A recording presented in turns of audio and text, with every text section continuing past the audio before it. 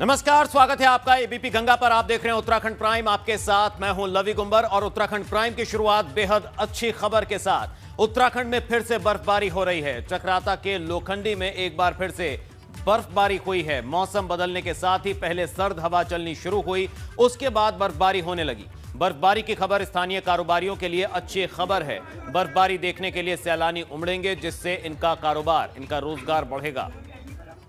तो बेहद शानदार तस्वीरें बर्फबारी की लोखंडी चक्राता से सामने आ रही हैं। तस्वीरें आप देख सकते हैं। पहाड़ पर फिर से बर्फबारी की वजह से मौसम का मिजाज बदल गया।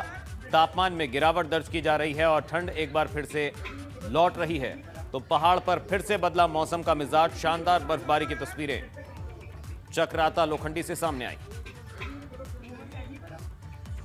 तो वहीं जोशीमठ में भी मौसम का मिजाज बदल गया है। बद्रीनाथ धाम में बर्फबारी हुई है। बद्रीनाथ में पहले से ही बर्फ जमी हुई है। ऐसे में इस बर्फबारी के बाद मौसम और खुशगवार हो गया है। इसके साथ ही बद्रीनाथ से लगते इलाके में पहाड़ की ऊंचाई वाली चोटियों पर भी बर्फबारी हुई है।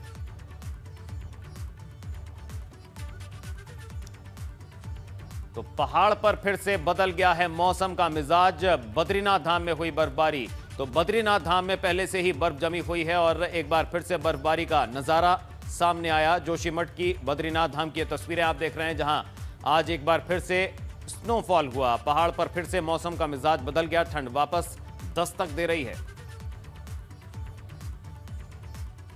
तो बर्फबारी की तस्वीरें बद्रीनाथ धाम की हैं, जोशीमठ की, जहां पहले से ही बर्फ जमी हुई थी। आज एक बार फिर से बर्फबारी हुई है, जिससे सैलानियों के चेहरों पर मुस्कान आ गई है। वहीं उत्तराखंड में मौसम बदल गया है। गंगोत्री धाम में बर्फबारी हो रही है। जिस गंगोत्री धाम में फिर से सर्दी जिससे बढ़ गई है, तो वहीं पौड़ी के कई इलाकों में भी बर्फबारी हुई। कंडोलिया और रांसी समेत कई इलाकों में बर्फबारी हुई है, जिसका नजारा इस वक्त आप एबीपी गंगा पर देख रहे हैं। पौड़ी और उत्तरकाशी दोनों तस्वीरें, वहां पर किस तरह से आज जबरदस्त बर्फबारी हुई, उसका एहसास आप इन तस्वीरों के जरिए ले सकते हैं। तो गंगोत्री धाम में शानदार बर्फबारी हुई है। पहाड़ पर फिर से मौसम का मिजाज बदल चुका है। आज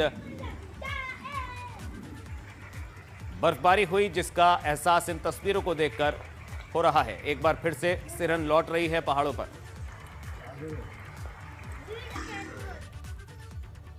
तो एक तरफ बर्फबारी हो रही है, तो वहीं दूसरी तरफ जंगल में आग लगी हुई है, जो रुकने का नाम नहीं ले रही है। रानीखेत के बुबुधाम मंदिर के पास जंगल में आग लगी हुई है। बताया जा रहा है यह आग अल्मोड़ा रानीखेत हाईवे पर सड़क के नीचे लगी है। मौके से वन विभाग के कर्मचारी भी नदारद हैं, जिससे अंदाजा लगाया जा सकता है कि जंगलों की आग को लेकर वन विभाग कितना गंभीर है।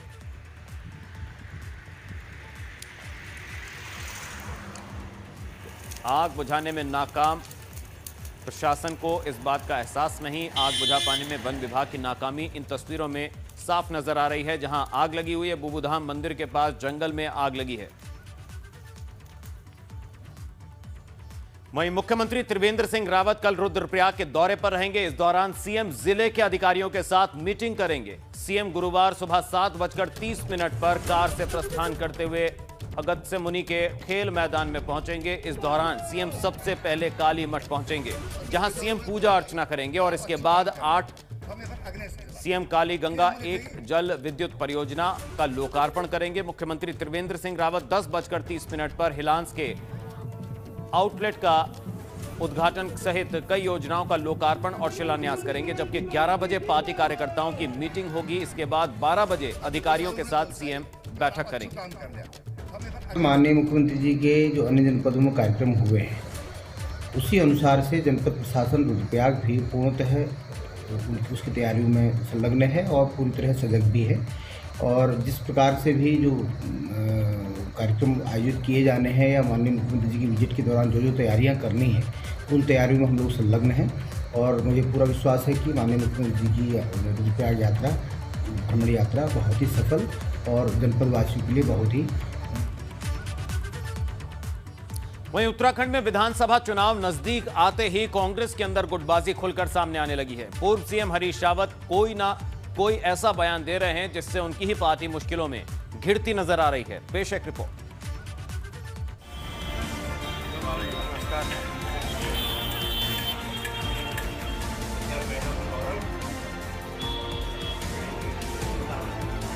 हरीश रावत उत्तराखंड की राजनीति में एक बड़ा चेहरा है। वो विपक्ष के सबसे बड़े नेता होने के साथ ही प्रदेश की राजनीति में एक बड़ा कद भी रखते हैं। मगर पिछले कुछ समय से हरीश रावत खुद अपनी ही पार्टी के लिए मुश्किल खड़ी करते नजर आ रहे हैं। पहले उन्होंने सीएम का चेहरा घोषित करने की मांग की। हरीश रावत ने साफ साफ कहा था कि पार्टी को अब सीएम कैंडिडेट का नाम फाइनल कर देना चाहिए ताकि कार्यकर्ता किसी एक नाम के सहारे तैयारियों में जुट सके। राजनीति की समझ रखने वाले जानकार इसे हरीश रावत का सियासी स्टंट बता रहे हैं।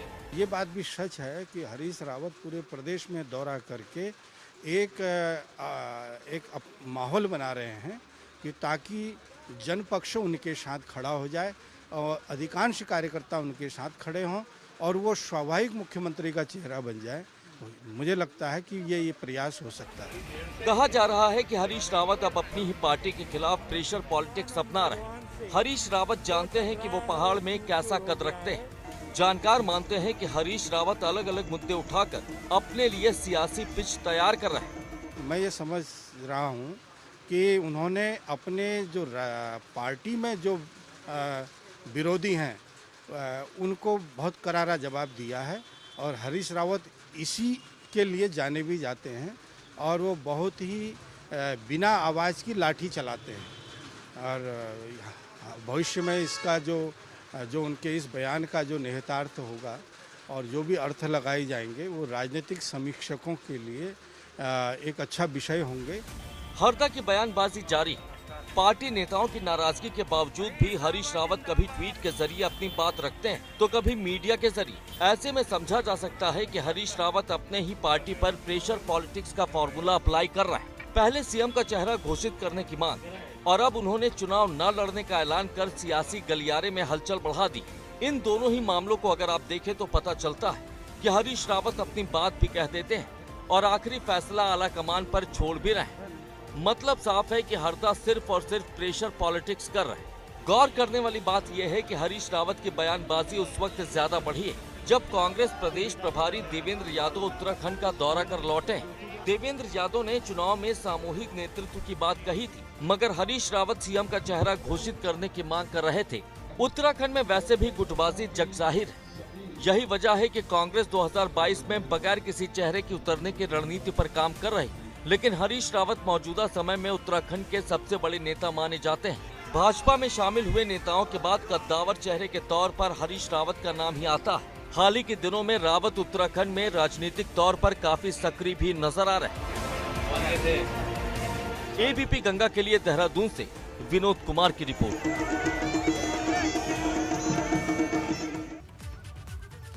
हरीश रावत ने चुनाव लड़ने से किया इनकार। वहीं अगले साल की शुरुआत में उत्तराखंड विधानसभा के चुनाव होने हैं, मगर उससे पहले ही हरीश रावत अपनी ही पार्टी की मुश्किल बढ़ा रहे हैं। हरीश रावत ने एक और बयान दिया है जिसे लेकर सियासी हलचल बढ़ गई है। देखिए एक और रिपोर्ट।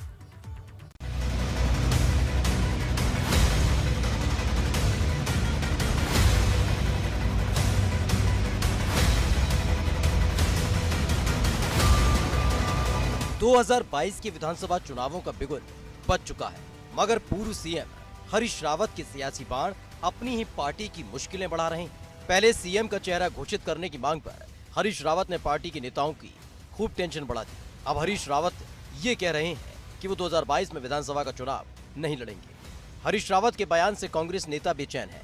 वो खुलकर भले ही कुछ न बोल रहे हो, मगर हरीश रावत को लेकर अब पार्टी के भीतर तलखी बढ़ने लगी है। इसकी बान की पौड़ी में कांग्रेस के एक कार्यक्रम के दौरान भी देखने को मिली। कांग्रेस कार्यकर्ताओं के दो गुट आपस में भिड़कर इनमें एक खेमा वो बताया जा रहा है जो हरीश रावत को पसंद करता है, जबकि दूसरा खेमा कांग्रेस के किसी दूसरे नेता का।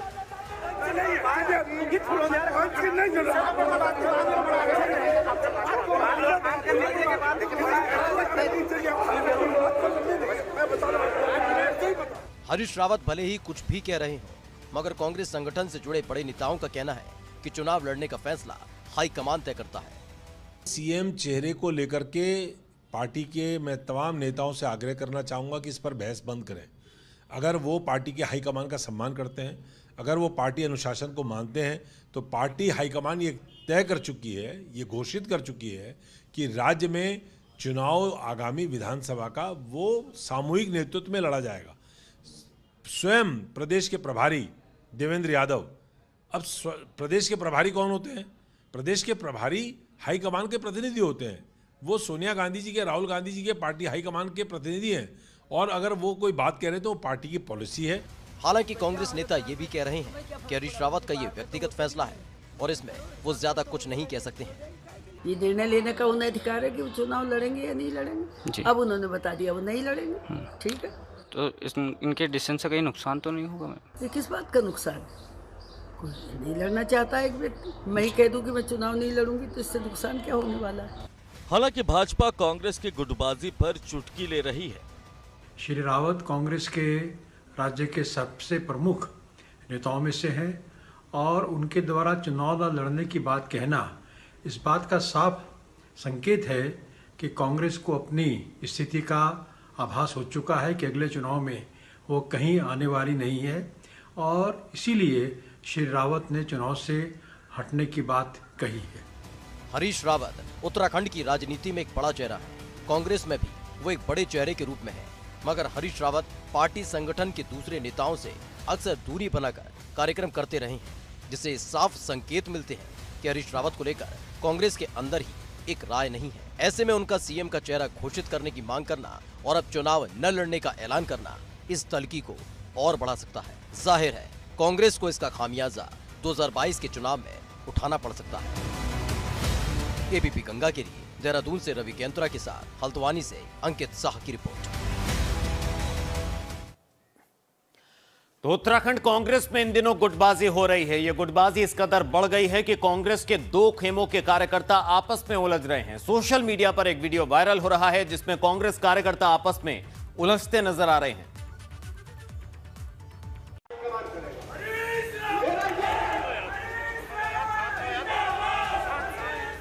राज्य में कोई भी चुनाव जो आने वाला विधानसभा का है वो प्रदेश के सामूहिक नेतृत्व में लड़ा जाएगा, उसमें कोई एक लीडर नहीं होगा। इस पर मैं समझता हूं कि तमाम लोगों को बहस बंद करनी चाहिए जो सार्वजनिक रूप से इस पर बहस करें।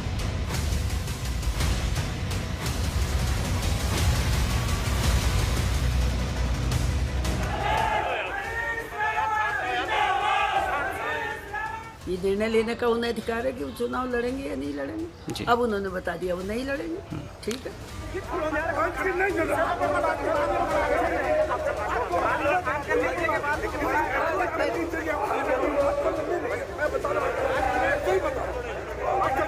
कांग्रेस संगठन से जुड़े नेताओं ने नहीं सोचा होगा कि विधानसभा चुनाव से पहले पार्टी के अंदर इस तरह की बगावत हो जाएगी। पौड़ी में तो बात इतनी बढ़ गई कि कांग्रेस के कार्यकर्ता आपस में ही भिड़ गए और हरीश रावत के नाम की नारेबाजी होने लगी।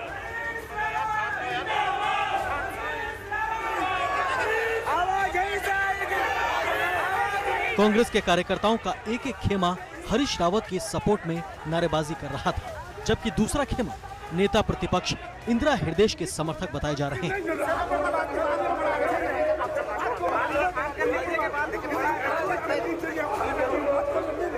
मंच पर संबोधन हो रहा था। इसी बीच कांग्रेस के कुछ कार्यकर्ता हरीश रावत के सपोर्ट में नारेबाजी करते हैं। देखते ही देखते कुछ लोग मंच पर पहुंच जाते हैं और नारेबाजी जोर पकड़ने लगती है।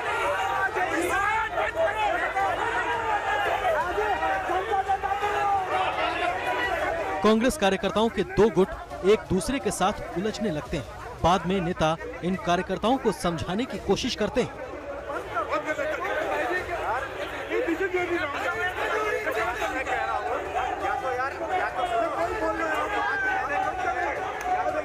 कांग्रेस के अंदर नेताओं की आपसी खींचतान अब सड़क पर नजर आ रही है। अगर यही हाल रहा तो कांग्रेस का चुनाव लड़ने का सपना कैसे पूरा होगा?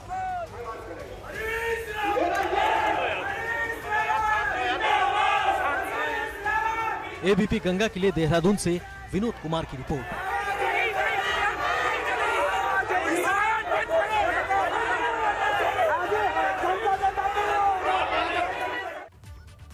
चले तो वीडियो वायरल हो रहा है, उधर कांग्रेस की इस गुटबाजी पर आम आदमी पार्टी ने भी चुटकी ली है।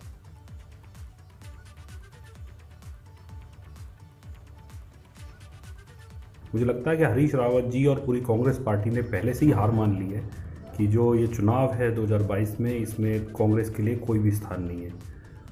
क्योंकि जिस तरीके की गवर्नेंस हरीश रावत जी की पिछले टाइम रही थी, मुझे लगता है कि वो ये मान चुके हैं कि लोग अब कांग्रेस को नहीं चुनने वाले हैं, इसलिए वो चुनाव लड़ने से मना कर रहे हैं। और केवल वो ही नहीं, मुझे लगता है कि कांग्रेस के कई दिग्गज नेता इस बार चुनाव लड़ने से मना कर देंगे, क्योंकि उनको ये जो हार है वो सुनिश्चित दिखाई दे रही है। चलिए, तो बात हुई कांग्रेस की गुटबाजी की, वहीं अब बात किसान आंदोलन की। दिल्ली के बॉर्डर पर राकेश टिकैत के नेतृत्व में बड़ा किसान आंदोलन चल रहा है। वहीं दूसरे राज्यों में भी किसानों की महापंचायत हो रही है। रुड़की के मंगलौर में महापंचायत बुलाई गई थी, जिसमें किसान नेता नरेश टिकैत शामिल हुए। नरेश टिकैत ने कहा कि इस आंदोलन को बातचीत के जरिए ही खत्म किया जा सकता है, इसलिए सरकार को कोई बीच का रास्ता निकालना चाहिए। नरेश टिकैत ने कहा कि जब तक किसानों की मांगें नहीं मानी जाती हैं, आंदोलन इसी तरह जारी रहेगा।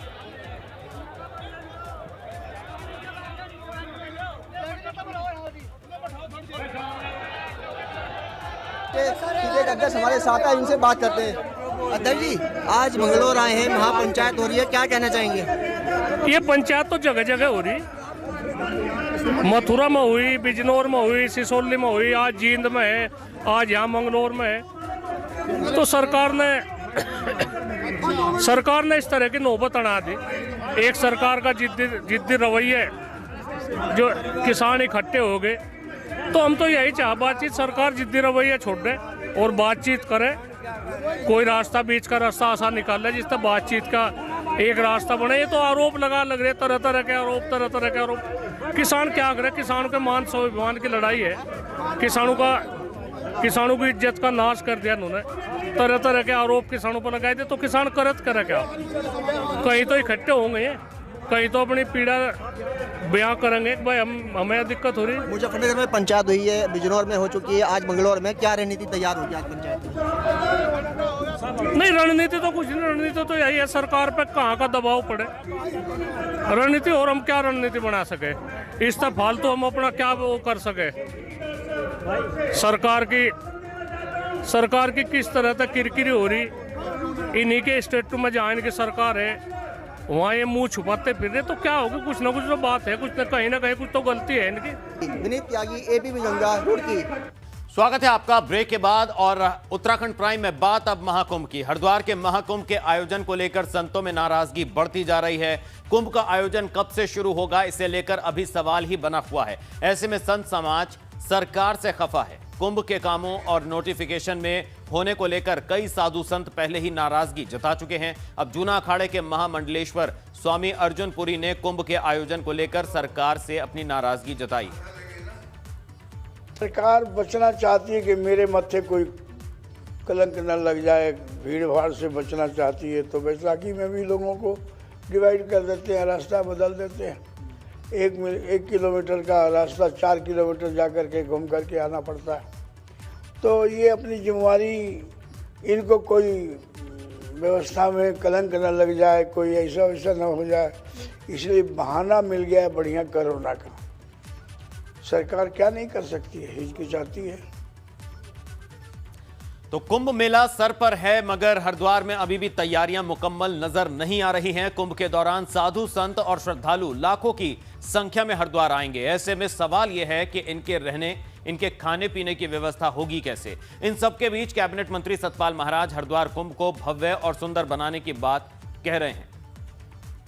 कोरोना काल खत्म हो गया है, अब कुंभ हो रहा है, उसका स्वागत कर रहे हैं और मुख्यमंत्री जी के नेतृत्व में हम लोग कुंभ को दिव्य और भव्य करें। नहीं हुए हैं, कुछ लगिश हुए हैं, परंतु निश्चित रूप में हम हृदय खोल करके अपने पर्यटकों का स्वागत करते हैं, धार्मिक जनता का स्वागत करते हैं। आइए कुंभ में शरीक होइए। वैष्णव संप्रदाय के तीनों अनियों का कहना ये है कि अभी न हमारे यहाँ मुख्यमंत्री एक बार भी आए और न कोई सक्षम अधिकारी आया, तो वैष्णव संप्रदाय की जो मांगें उचित हैं उसे पूरा करने का दायित्व भी मेरा शासन को होता है।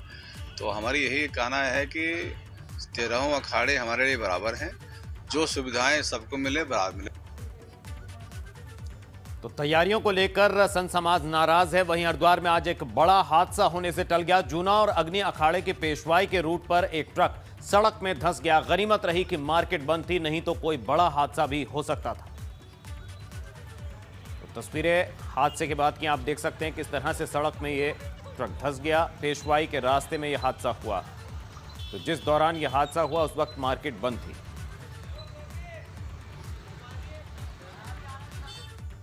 हरिद्वार के लक्सर में बदमाशों ने दिन दहाड़े लूट की वारदात को अंजाम दिया है। फाइनेंस कंपनी के कर्मचारी से बदमाश करीब 1.5 लाख रुपए लूटकर फरार हो गए। लूट की यह वारदात सीओ ऑफिस से महज 300 मीटर की दूरी पर हुई है, जिसमें आप बदमाशों के बुलंद हौसलों का जिससे अंदाजा लगा सकते हैं। बताया जा रहा है फाइनेंस कंपनी के कर्मचारी पैसों का कलेक्शन कर वापस लौट रहे थे।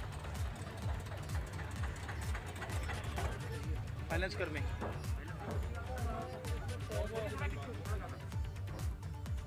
और इसी के साथ उत्तराखंड प्राइम में अभी बस इतना ही। आगे देखिए एबीपी गंगा पर सुनो यूपी, मेरी सहयोगी प्राची पाराशर।